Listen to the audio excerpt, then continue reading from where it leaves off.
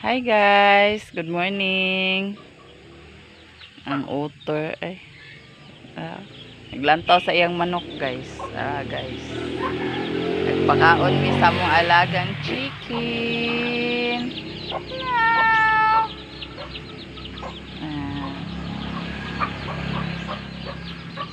Okay guys. Ang among mga pananim guys sa paligid ng bahay, ayan. Ito, namunga na naman yung kamatis ko guys. Ayan, mga maliliit pa guys, tingnan niyo. Oh my god.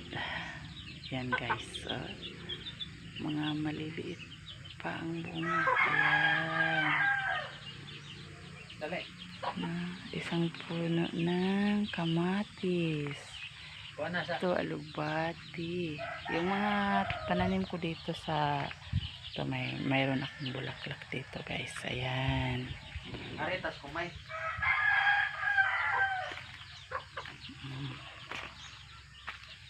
Dito lang ako kukuha pag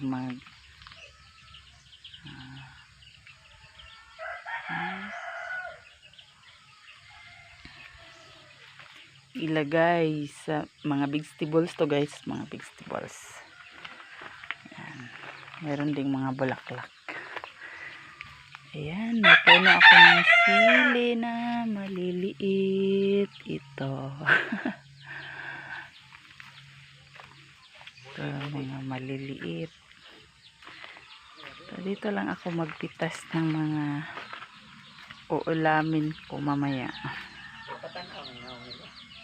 Ayan. Yung mga alaga ko, marami sila, 10 sila, maliliit na chick, baby chick.